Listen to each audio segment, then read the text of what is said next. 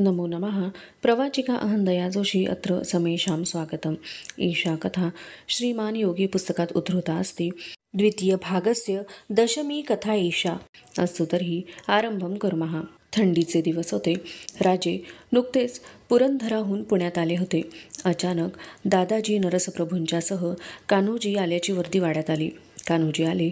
राजांना ते म्हणाले, राजे, अफजल खानाचा हुकूम आला आहे की आम्ही जावळीशी संधान बांधावं, नाहीतर जावळी हस्तगत करावी. कारण पोरक्या झालेल्या जावळी चहागिरीवर यशवंतराव मोरे दत्तक घातलात. जी गोष्ट आदिलशाहीत अर्ज विनंत्या करून पार पाडायची ती तुमच्या अधिकारानं झाली. यात आदिलशाहीचा अपमान नाही? बरं, मग त्याचसाठी अफजल खानाला ही मोहीम आदिलशाहीनं सांगितली. पण खान धूर्त आहे, हुशार आहे. तो जावळीच्या रानात शिरायला भितो. आम्ही दप्तरी का होईना पण पडलो आदिलशाहीचे चाकर. ही मोहीम आमच्यावर ढकलून अफजल मोकळा झाला.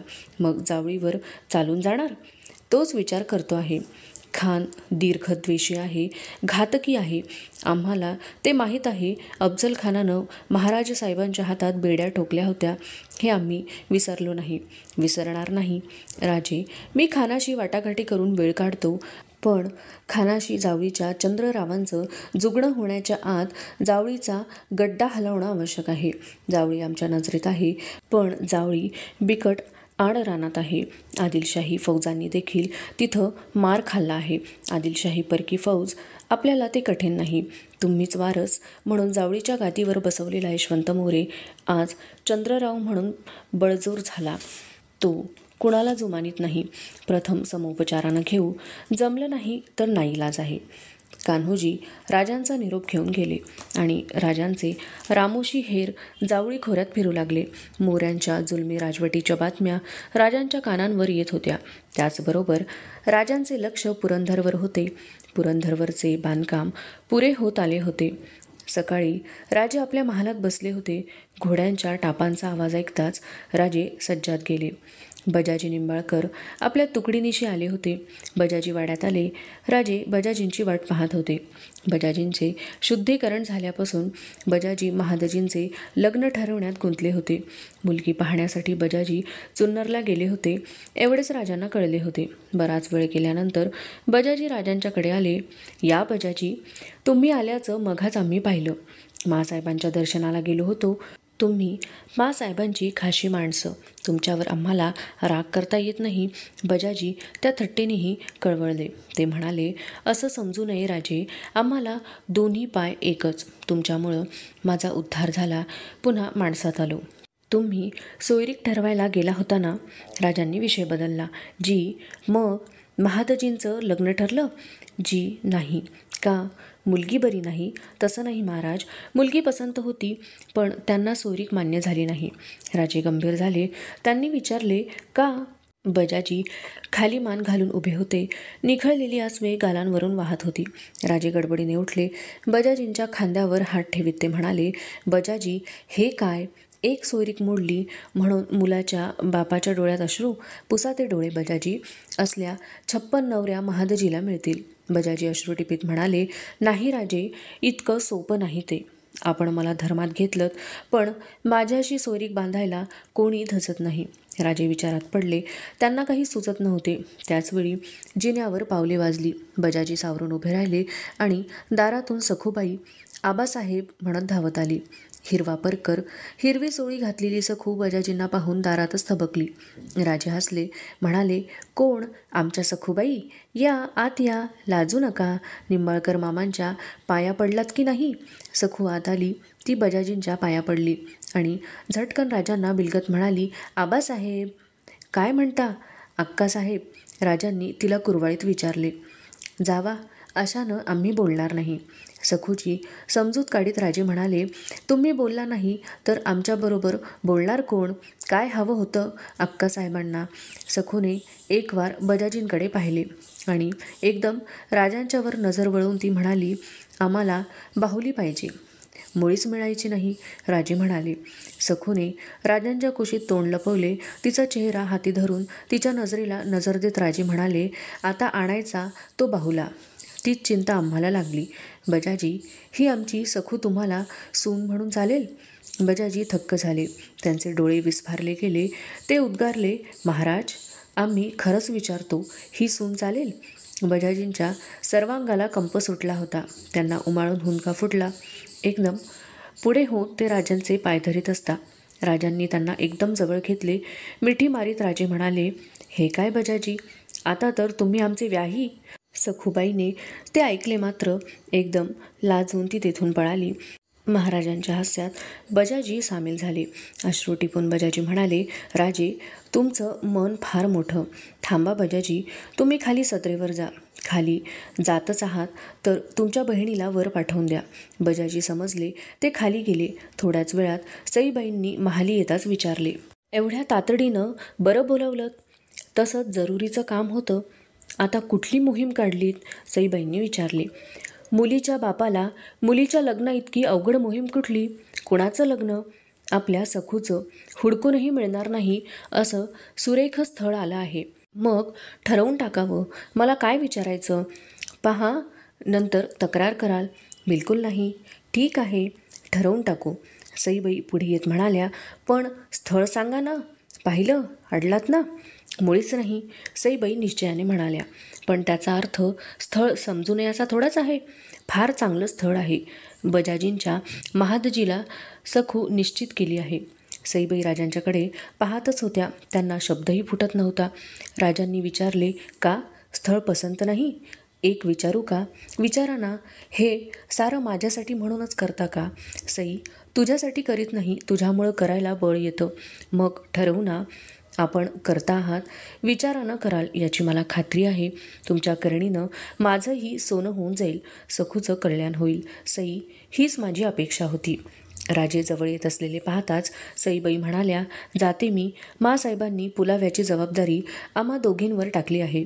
धाकट्या बाई एकट्याच आहेत. सईबाई निघून गेल्या. राजे समाधानाने मागे वळले. बजाजींचा आनंद मनात मावत नव्हता. दिसेल त्या सरदारांना ते ती बातमी सांगित होते. साऱ्या महालात ही बातमी वावटळीप्रमाणे पसरली. 2 प्रहरी जिजाबाई झोपल्या होत्या. पलंगा शेजारी धाकट्या राणीसाहेब सोयराबाई बसल्या होत्या. सोयराबाईंनी ही बातमी जिजाबाईंना सांगितली. जिजाबाईंचा विश्वास बसेना. त्या सोयराबाईंना म्हणाल्या, पण सुनबाई, कोणी सांगितलं तुला? साऱ्या महालात पसरली ही बातमी. जिजाबाई उठत म्हणाल्या, काय म्हणावं या शिवबाला, काही वेळा फारच करतो. छे, हे शक्य नाही. जिजाबाई उठल्या. हुजऱ्याकडून त्यांनी आपण राजांच्या महाली येत असल्याची वर्दी पाठवली. जिजाबाई महाली गेल्या. राजे वाट पाहत होते. मागे सईबाई उभ्या होत्या. जिजाबाई आत येताच राजे म्हणाले, मासाहेब, आपण आज्ञा केली असती तर आम्ही खाली आलो असतो. राजांच्यावर नजर रोखीत जिजाबाई म्हणाल्या, राजे, ह्या घरात घडणारी प्रत्येक गोष्ट आमच्या कानांवर घालून केली जाते असा आमचा समज होता. तो खराही आहे. राजे म्हणाले, तसं असतं तर आम्हाला न विचारता सखूबाईची सोयरीक जमवली नसती. मासाहेब, आपल्याच आज्ञेनं आपले बजाजी परत आपल्यात आले. आम्हाला वाटलं होतं हे ऐकून आपल्याला आनंद वाटेल. जिजाबाईंना काही उत्तर सुचेना. त्या म्हणाल्या, महादजींचं लग्न ठरवायचं तर आपल्या पदरी अनेक मानकरी होते. कुठंही त्यांची सोयरीक जमवली असती. कुठंही जमू शकतं तर आमच्या सखूशी का जमू शकत नाही? सांगा मासाहेब, राजांनी विचारले. पण जरा विचार. कसला विचार? सईबाईंच्याकडे वळून जिजाबाईंनी विचारले. आणि तुला हे पसंत आहे? सईबाईंनी मान खाली घातली. जिजाबाई समजल्या. राजे जिजाबाईंच्याकडे पाहत होते. जिजाबाई काही बोलल्या नाहीत. जिजाबाईंच्या नजरेला नजर भिडताच आजवर ज्या राजांची नजर पायांकडे वळत असे तेच राजे स्थिर नजरेने जिजाबाईंकडे पाहत होते. जिजाबाईंची नजर मात्र वळली होती. राजे म्हणाले, मासाहेब, सांगा ना. म्हणा, बजाजी बाटलेले आहेत. त्यांच्या घरात आपली मुलगी द्यायला ते काबिल नाहीत आणि म्हणूनच सखूला दिलीत? जिजाबाईंनी विचारले. तिची निवड का केलीत? कोणी विचारणार नाही म्हणून? कोणी विचारणारं नाही म्हणून नव्हे. ती आपली लाडकी आहे. सखूबाई आपल्या लाडक्या आहेत म्हणून त्यांची या मोठ्या जागी निवड केली. असं मोठं घराणं हुडकूनही सापडणार नाही म्हणून निवड केली. शिवबा, राजे भारल्यासारखे बोलत होते. मासाहेब, नुसती धर्मात घेऊन माणसं आपली होत नाहीत. त्यांना आपलं म्हणावं लागतं, आपलं करावं लागतं, त्यांना विश्वास द्यावा लागतो. बजाजी आपले आप्तस्वकीय जुलमानं परधर्मात गेले. त्यांचं दुःख तुम्हाला झालं. त्यांना आपण धर्मात घेतलं, पण त्यानं काय झालं? एकाही जागी महादजीची सोयरीक जमेना. मुलाचा बाप असूनही सोयरीक मोडली हे सांगत असता त्यांची काय स्थिती झाली हे मासाहेब आपण पाहिलं ना. त्या माणसाला धर्मात घेतलं, आता त्याला वाऱ्यावर सोडता येणार नाही. माणुसकीला ते शोभणारं नाही. मासाहेब हे तुम्ही करायला हवं. जिजाबाईंनी श्वास घेतला. त्या हसून म्हणाल्या, राजे, क्षणभर गोंधळ झाला होता खरा. तुम्ही म्हणता ते खरं आहे. मासाहेब आम्हाला ते माहीत होतं. राजा आनंदाने म्हणाले, राजानं पडलेल्या नव्या वाटा राजरस्ता बनायला वेळ लागत नाही. थोडी कुजबूज होईल, वाद होईल, पण आपोआप हा मार्ग रुळेल. महादजी चांगला आहे. आपल्या तोलामोलाचा कुळाशिलाचं हे घराणं आहे. आम्हाला हे मनापासून पटतं. जिजाबाई म्हणाल्या, शिवबा, कैक वेळा तुझी दृष्ट काढून टाकावी असं वाटतं. मनाच्या साऱ्या शंका तुझ्या 4 बोलांनी नाहीशा होतात. मग चांगल्या कामाला उशीर का? मासाहेब, वधू पक्ष आपला आहे. मोठ्या थाटामाटात आपल्या सखूबाईंचं लग्न व्हायला हवं अशी तुमच्या राणीसाहेबांची इच्छा आहे. दुसऱ्या दिवसापासून सखूबाईच्या लग्नाची तयारी सुरू झाली. निमंत्रणे पाठवली गेली. राजांचे सारे सरदार मावळे पुण्यात गोळा झाले आणि सखूबाईंचा विवाह मोठ्या ऐश्वर्यात पार पडला. अधुना द्वितीय भागस्य एकादशी कथा एषा. बजाजी निंबाळकर राजांचा निरोप घेऊन फलटणला गेले. सखूबाई लहान असल्याने ती पुण्यात राहिली. सकाळी राजे सखूबाईंसह पागेत आले होते. नवीन घेतलेली घोडी पागेच्या मधल्या चौकात उभी होती. पागेच्या धुमीवर शिक्के तापविले जात होते. एक एक घोडे पुढे आणले जात होते. काळजीपूर्वक मागच्या फऱ्यावर तापलेला शिक्का उठविला जात होता. घोड्याची धडपड, शिक्का अंगावर टेकताच त्यातून निघणारा धूर पाहून सखूबाईंचे डोळे विस्फारले जात होते. तिने आजवर हे पाहिले नव्हते. राजांचे बोट धरून हे पाहत असलेल्या सखूनी विचारले, आबा, घोड्याला भाजतात का? भाजत नाहीत, राजे म्हणाले. अक्कासाहेब, ही आपली घोडी ना, मग ही कशी ओळखायची? त्यासाठी हा शिक्का मारायचा. राजांनी पागेतले एक घोडे आणावयास सांगितले. घोडे आणले जात होते. राजांनी सखूबाईला घोड्यावर मारलेला शिक्का दाखविला. सखूबाईंचे समाधान झाले. मोत्तद्दार नवा शिक्का मारलेल्या घोड्याला चुचकारीत होता. फऱ्यावरच्या डागाने ते घोडे कावरेबावरे झाले होते. त्याने एकदम पाठीमागच्या पायाची लाथ झाडली. सखूबाई हसल्या. शिक्के मारून नवी घोडी तबेल्यात नेली गेली.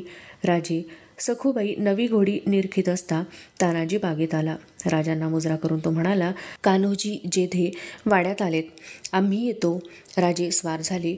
सखूबाई कट्ट्यावर उभ्या होत्या. तेथे तट्ट नेताच त्या स्वार झाल्या. रक्षक स्वारांनी मान टाकली आणि राजे सखूबाईंच्यासह वाड्याकडे जाऊ लागले. कान्होजी जेधे, येसाजी कंक, बाजी जेधे, दादाजी नरसप्रभू, बजाजी, चिमणाजी ही सारी मंडळी सदरेवर उपस्थित होती. सर्वांना पाहताच राजे म्हणाले, अरे वा, आज तर खास बैठक होणार असं दिसतं. साऱ्यांनी राजांना मुजरे केले. सर्वांसह राजे महालात गेले. जिजाबाईही आल्या. स्थिर स्थावर होताच जेधे म्हणाले, राजे, नाईलाजानं यावं लागलं. चंद्ररावांनी आमची आगळीक करण्यापर्यंत मजल गाठली. काय केलं? शिरमळकर देशमुखांचा तर हक्क त्यानं डावललाच. आता आपल्या रोहिड खोऱ्यात चाल करून चिखलीच्या पाटलाला त्याच्या मुलासह ठार केलं. दिवसेंदिवस चंद्ररावाचा पुंडावा वाढतो आहे. तो कोणालाच जुमानी नासा झाला आहे. रंगोत्रीमळ वाकडा या कुलकर्ण्यानं विधवा स्त्रीवर अत्याचार केला. त्यासाठी तुम्ही त्याला हजर व्हायला सांगितलं, पण तो कुठं गेला माहीत आहे? शांतपणे राजे म्हणाले, तो जावळीला चंद्ररावाच्या आश्रयाला गेला. जेथे थक्क झाले, हे माहीत होतं आपल्याला? हो, अनेक गोष्टी आम्हाला माहीत आहेत. बिरवडीच्या पाटलांचं उत्पन्न चंद्ररावांनी बळकावलेलं आम्ही जाणतो. एवढंच काय, पण आमचा घात करण्यासाठी विजापूरकरांनी पाठवलेला मारेकरी तोही चंद्ररावांच्याच आश्रयाला आहे हेही आम्हाला ठाऊक आहे. हे किती दिवस सहन करायचं? रागवू नका कान्होजी, पण तुम्ही हे सहन का करता? तुम्ही जावळीवर चाल करून का गेला नाहीत? आम्ही तुम्हाला दोष दिला नसता. कान्होजींनी ओठांवरून जीभ फिरवली. ते म्हणाले, राजे, आम्ही आतून तुमचे असलो तरी आदिलशाहीचे चाकर आहोत. फार काळ राहता येईल असं वाटत नाही. कान्होजी, आम्ही संधीची वाट पाहत आहोत.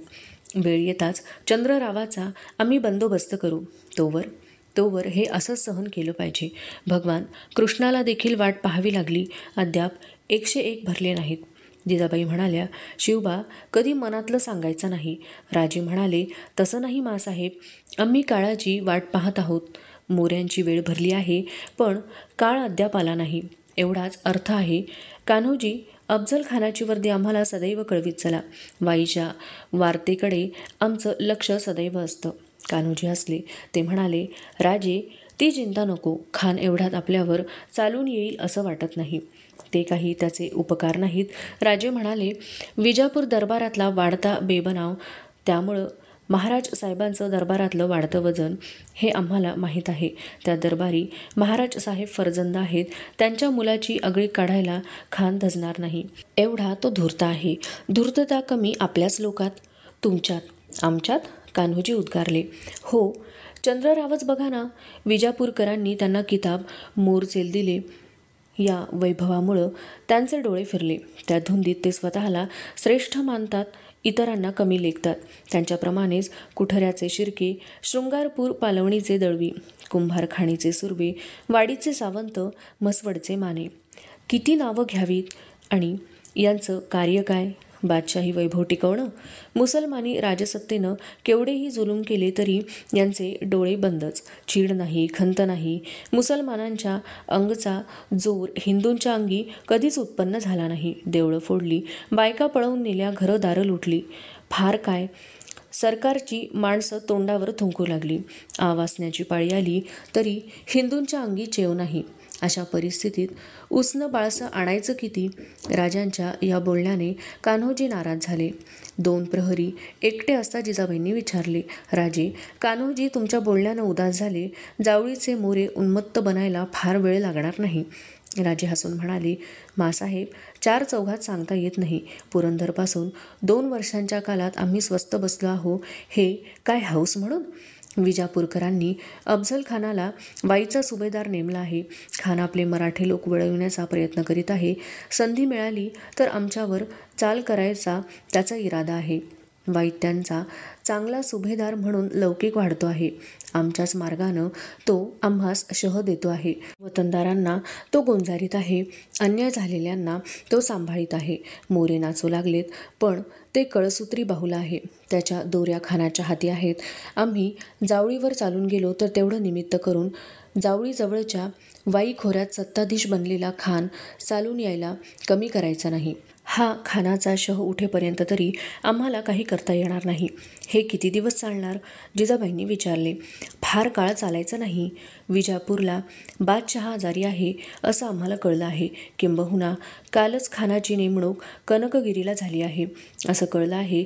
खानानं वाई सोडली की सारं मनासारखं होईल. दुसऱ्या दिवशी राजे जेध्यांच्यासह पुरंदरला गेले. गड पुरा होत आला होता. राजांनी पुरंदरवर हलण्याचे ठरवले. एका सुमुहूर्तावर राजे सर्वांसह पुरंदरावर गेले.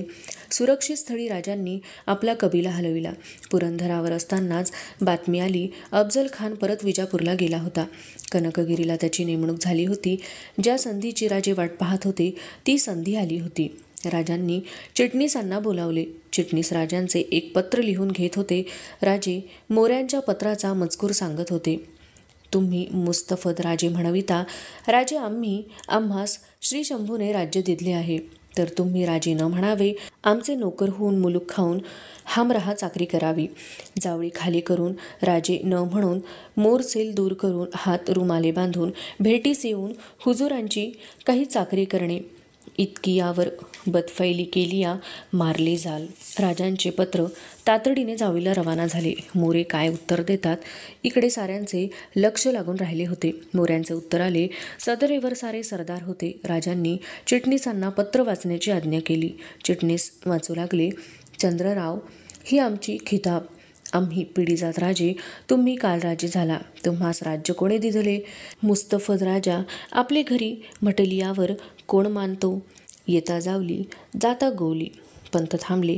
तानाजी येसाजींच्या भुया संतापाने वक्र झाल्या होत्या. मिशांवरून पालथ्या मुठी फिरत होत्या. राजे म्हणाले, पंत थांबलात का? वाचा. पुढे एक मनुष्य जिवंत राहणार नाही. तुमच्यामध्ये पुरुषार्थ असला तर उदयिक याल, तर आजच यावे. दारू गोळी महसूद आहे. काही बेजवाबास घालून लिहितो ते कासियास लिहाविले.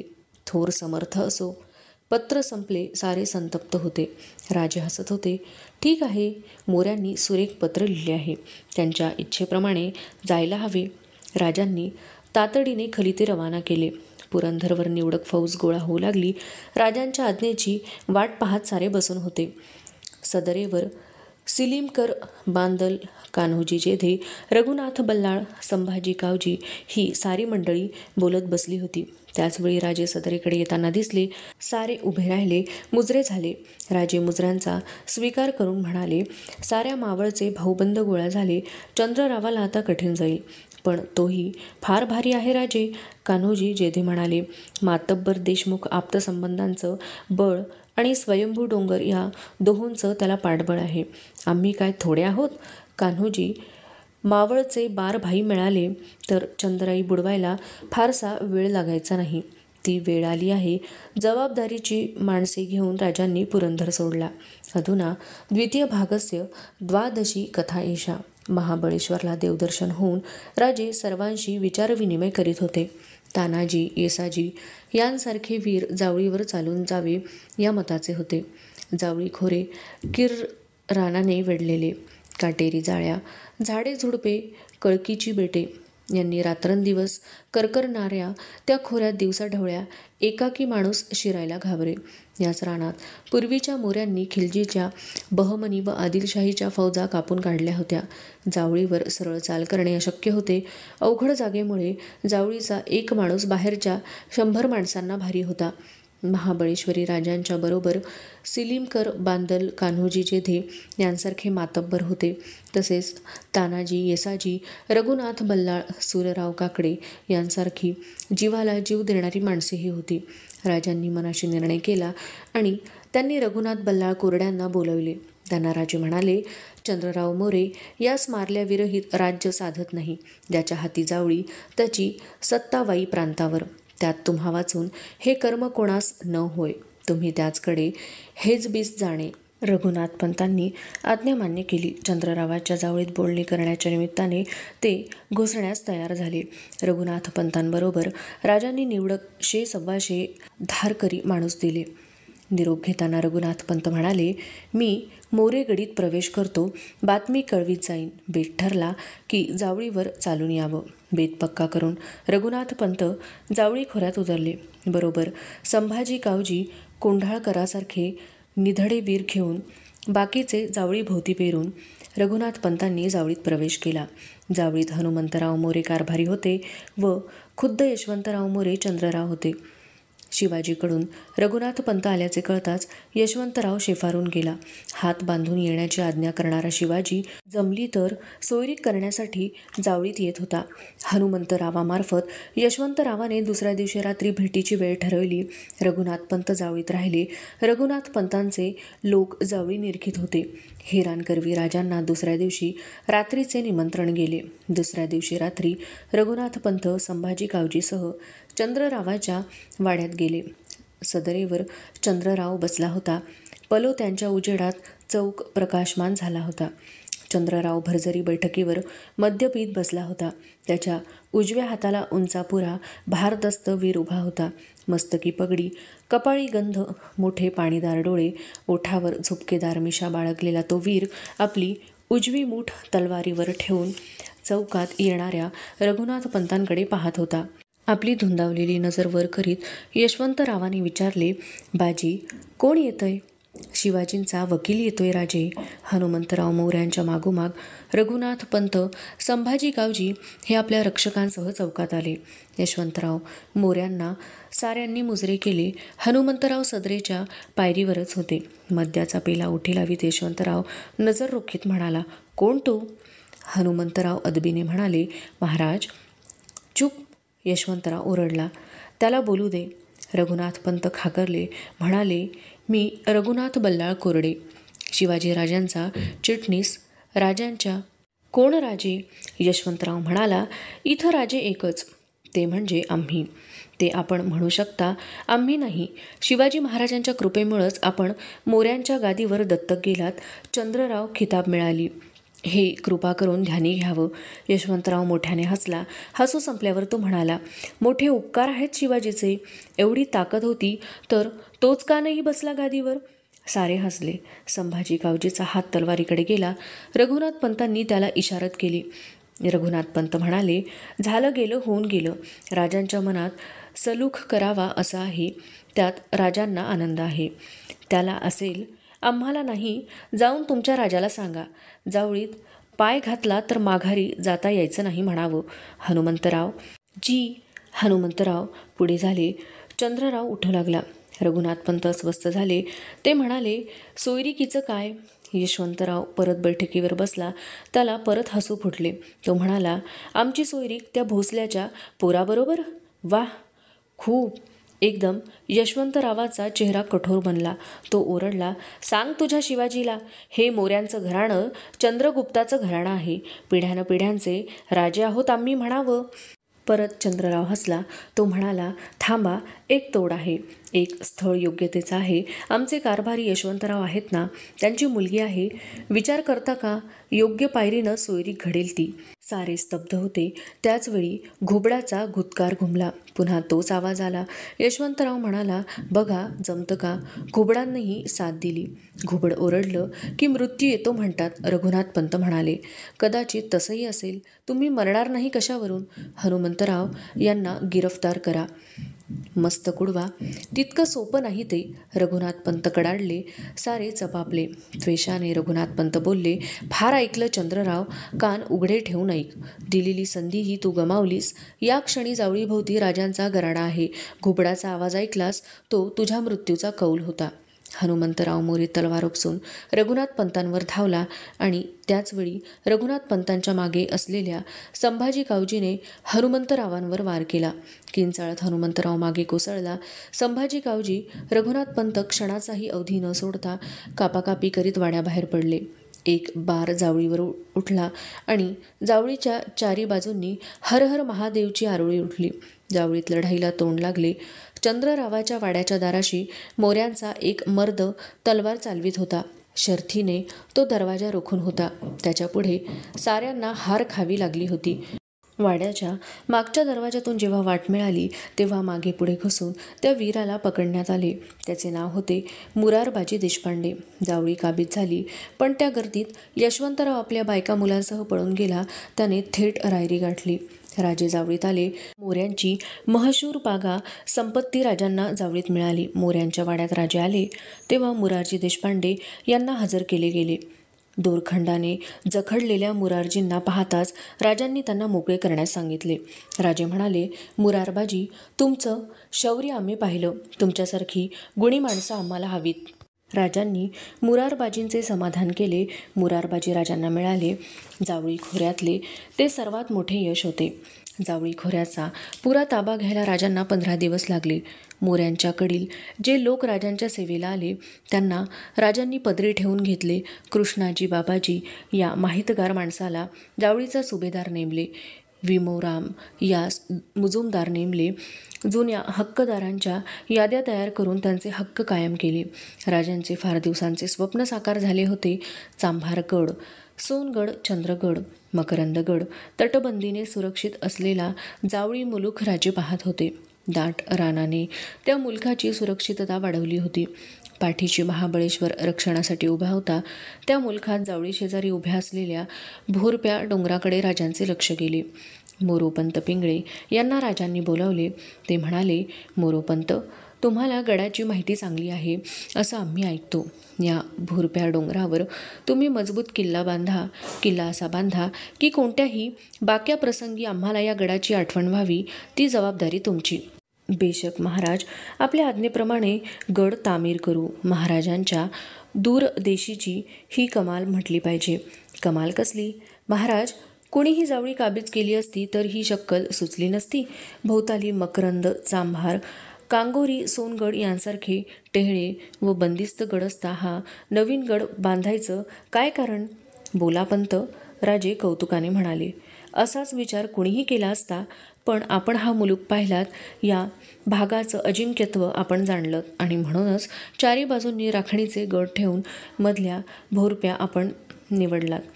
खजिन्याला कुठल्याही मातब्बर शत्रूला तोंड द्यायची अशी सुरक्षित जागा हुडकून सापडायची नाही. राजे प्रसन्न झाले. वा पंत, तुम्ही आमच्या मनातले बेत बरोबर जाणलेत. हीच दृष्टी ठेवून गड पुरा करा. तुळजापूरला जाऊन भवानी मातेचं दर्शन घेणं आम्हाला जमत नाही. अनेक अडचणी येतात. या सुरक्षित जागी देवीची स्थापना करावी असं आमच्या मनात आहे. जावळीची व्यवस्था लावून राजे यशवंतराव मोऱ्याचे पारिपत्य करायला निघाले. यशवंतराव मोरे आपल्या बायका मुलांसह रायरीच्या आश्रयाला दडला होता. राजांनी जावळी सोडली. आपल्या सैन्यासह ते रायरीला आले. रायरी आकाशाला भिडलेला गड.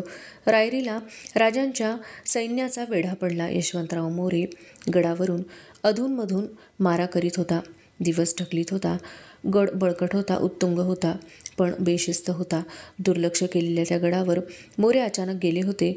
गडात धान्य भरून घेण्याची उसंत मोऱ्यांना नव्हती.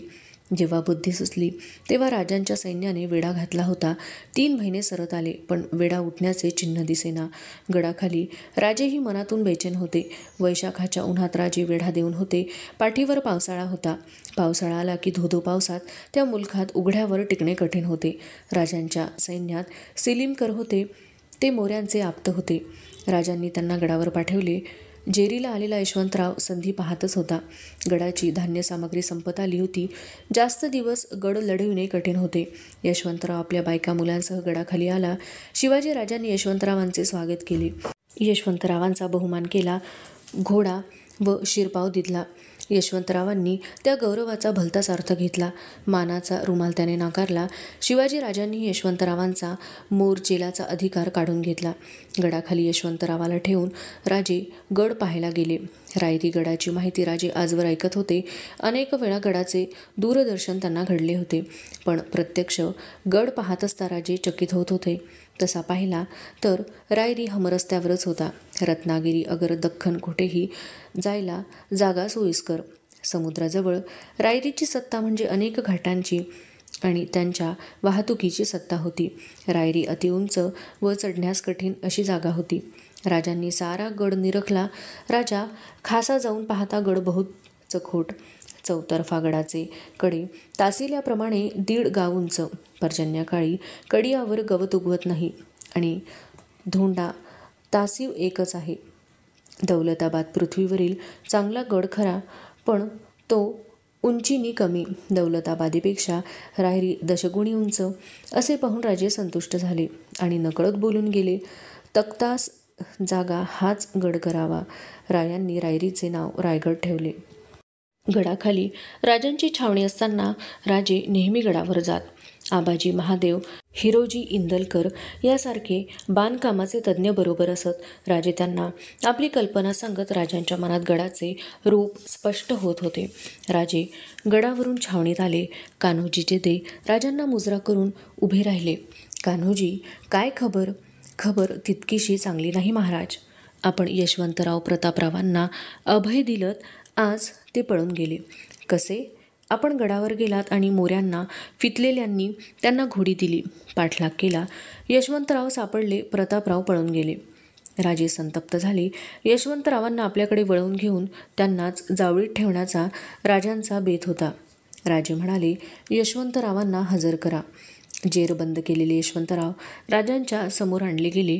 यशवंतरावांकडे तुच्छतेने पाहत राजे म्हणाले, यशवंतराव, कुठं पळून जायची तयारी केली होतीत? यशवंतराव हसला. तो म्हणाला, जिथं तू नाहीस अशा कोणत्याही ठिकाणी जायची तयारी आहे माझी. यशवंतराव, तुम्ही कैदी आहात हे विसरू नका. अजूनही तुम्ही इमानानं राहायला तयार असाल. इमान? आणि तुझ्याशी? लढाईत हारलो म्हणून जागा विसरलो नाही मी. सिंह भुकेला झाला म्हणून गवत खाणार नाही. पिढीजात चंद्रराव खिताब मिरवणारा मोरे भिक्षेचं अन्न खात नसतात. तुझ्यासारख्या उपऱ्याकडून तर मुळीच नाही. राजांचे स्मित नाहीसे झाले. खोबणीत बसलेल्या नेत्रांना एक वेगळीच धार आली. आपली नजर यशवंतरावांवर रोखीत राजे कडाडले. नुसती चंद्रगुप्त मौर्यांची वंशावळी सांगून माणसं मोठी होत नसतात. मोरे, मद्याच्या कैफात सदैव धुंद राहणारा तू त्या पराक्रमी मौर्याची आठवण कशाला करतोस? प्रजेवर अव्याहत जुलूम जबरदस्ती करणारे निरपराध माणसं पोत्यात कोंडून त्यांच्याकडून हवं ते वदवायला आणि करायला भाग पाडणारे समर्थ राजे तुम्ही. त्या थोर घराण्याचं नावही घेण्याची तुमची लायकी नाही. आम्ही संधी दिली होती, पण ती तुम्हाला उचलता आली नाही. जेधांच्याकडे वळून राजे म्हणाले, हे सामोपचारानं वळतील असं दिसत नाही. असा शत्रू आम्हास परवडायचा नाही जेधे. या उन्मत्त अविचारी माणसाला न्या आणि त्याची गर्दन मारा. आणि दुसऱ्या दिवशी यशवंतरावांची गर्दन मारली गेली. यशवंतरावांच्या बायका मुलांना पुण्याला बंदोबस्तात पाठवण्यात आले. जावळी रायरीची व्यवस्था लावून राजेही मागोमाग पुण्याला परतले. अवशिष्टा कथा अग्रिमे भागे पठिष्यते. अस्तु तर्हि पुनर्मिलामः. तावन् मंगलं भूयात्, शुभं भूयात्. नमो नमः. धन्यवादः.